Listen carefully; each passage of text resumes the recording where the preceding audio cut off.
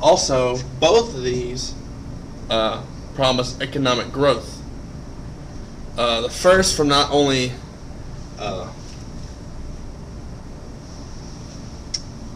excess energy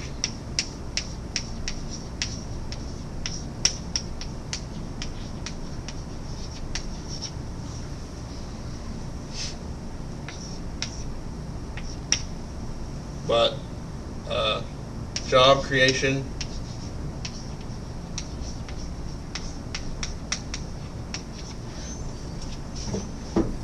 furthermore, if we develop the technology first, we can sell it for profit to the other countries.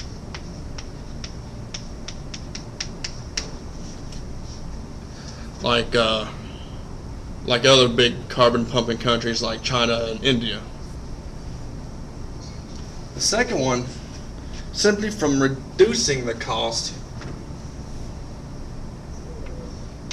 of electricity goes down.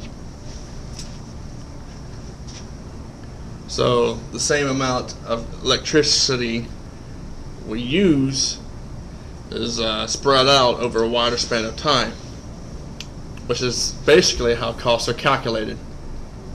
Just look at your light bill.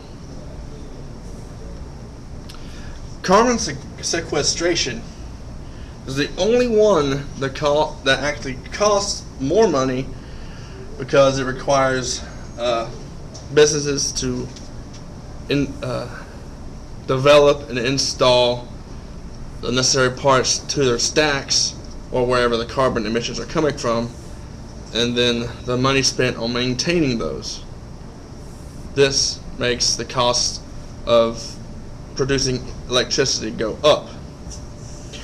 Now, if you want a full in-depth explanation of this, of the whole action or no action thing, then you would need to follow the link provided to the same playlist I watched to get some research on this. The ones made by Greg Craven, that explains the ands, ifs, and buts of this whole thing. So with that, my critique is nullified, and it reverts back to the original four-square graph. And in fact, does this.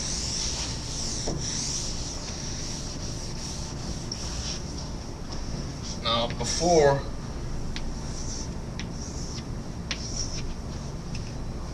we have the scary face over here,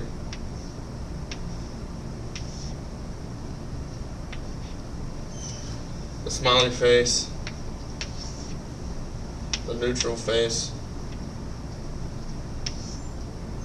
and the sad face. And false, true, take action, don't take action. But this is what it reverts back to originally. But if we factor in the benefits of the effects, it reverts these things. The neutral face becomes a happy face, because we're making money and we saved our lives. The top one converts to a simple neutral face, because we didn't really need to do these things, but we're still making money. So some people will still be pissed off because we didn't need to do it, but other people will be happy because we're still making money. Even though this may be true or false, the whole global warming thing, what is a real problem is we will run out of oil and coal in our lifetime. So even if global warming never happens, and this is taken out of the equation, we will still have to take these actions anyway. Wouldn't it be better to do it now than wait till we are at the edge of the cliff and resort to desperate measures? Which is what many naysayers are fearing, the desperate measures. such as martial law, rationing, and so on. I know you're probably sick of this global warming stuff, and I also wish to move on to another topic. So, but I'm not done with this whole thing. I'm going to save that for the next week's show. However, don't let that deter you from discussing this. So ask questions about it, make comments, so on. But there's one piece left of this show, and it's another, it's not really well, I guess it's a question. Sorry. I don't even know why I stuttered there. Okay, the question is, we'll sit down for this one. Okay.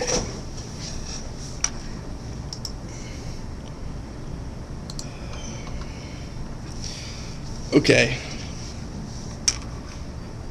She asks, the ladies at work are all riled up because the local on-the-run gas stations have been bought out by people from another country, probably Pakistan or India. The stations used to fly American flags, and that stopped with the new owners. Several of the women spread the word to their friends to boycott these stations. And I guess they ended up losing enough business that they felt pressured to put the flags back up. But, as legal immigrants, don't the new owners have First Amendment rights? They weren't dishonoring the American flag, they just chose to no longer display it. There could have been many reasons why they are uncomfortable with displaying it, and I can think of several that have nothing to do with hating America. For example, they may have been afraid to inadvertently violate flag protocol, such as leaving it out in the rain or not having it lit at night. The real kicker to me is that the former owners probably only ever put the flag up in the first place to draw in business in the wake of 9/11, not out of any real feelings of patriotism. And then there's no gracious way to stop displaying it. It just seemed a bit silly to me, and frankly, they all had their knickers in a twist over it.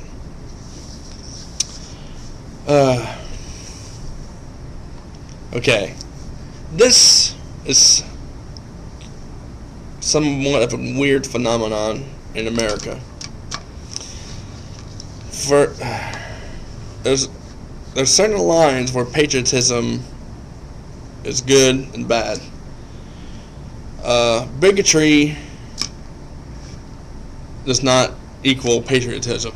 But the ironic thing about this is people that complain about these type of things scream about their rights, yet at the same time violate the rights of others, which is not supported in the Constitution. The pursuit of life, liberty, and the pursuit of happiness. It does not say at the expense of others, life, liberty, or happiness. So, it's really shocking to hear about this. I mean, I've seen things on the news about, like, the mosque thing. The thing is, we're being more anti-patriotic by doing this. We cannot pick and choose the laws we follow. We cannot pick and choose the rights that the Constitution has afforded us. Now, this station was, as far as I know, did not change in its quality of service, did not greedily raise prices just to make more money, did not do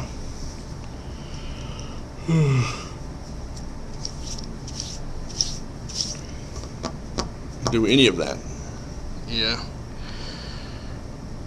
Take a tip from me, guys. it's better to write down your stuff before you say it. But anyway, however, the question may arise, if they're just legal immigrants, do they have rights at all? Well, technically, in the under the law of the United States, technically, no. But since they're legal, I'm assuming two things. That one, they want to become American citizens. They just haven't fulfilled the process yet. And that two, since they're legal, they really intend no harm towards America anyway. So they pretty much have rights. They just haven't got the card yet. So, but still, where does the line draw from expressing yourself through the First Amendment to hatred towards something, in this instance the country? Well, you just have to look at the other actions that these people do. If they're burning flags, dancing in the street at the death of American soldiers and citizens, shouting "Down with America" or "Death to the infidels," referring to America, then yeah, they are in the wrong. But if their only infraction is to take an American flag down that may or may not been there for simple profit gain, then it was their choice to do it. I'm sure. Well, let me put it this way: if they took the American flag down and erected the flag of the homeland, whether it be Pakistan or India, I could see where Americans would be upset, because obviously it appears to be like a conquest, because that's what armies did when they invaded fortresses and cities. They take down the native flag and erect their own, saying, "We claim this land in the name of whatever." But it's just like when Barack Obama chose not to wear a American flag pin on his lapel, chose not to put his hand over his heart during the Pledge of Allegiance. It's an act of choice, nothing more. You can be upset about it. There's nothing wrong with being upset about it. But to demand someone to change to the way you're thinking, to the way you do things, is not the American dream or the American way. Likewise, you can't tell them you shouldn't. I know people do, but you can't tell them believe this God or lack of, believe in this philosophy, be it free market, communism, whatever. Believe that we should do this, believe that we shouldn't do this, and so on and so on. Making a list of criteria saying that in order to be an American, a good American, you have to do these things. But we already have a list. It's called the Constitution. In order to be a good American, it gives you your rights. You can do this. Gives you, wouldn't call them wrongs, but tell them what you can't do and what the intermediate levels of government can and cannot do as well. So, after all that blabbering, I guess my bottom line is this: stop making your own lists. We already have one.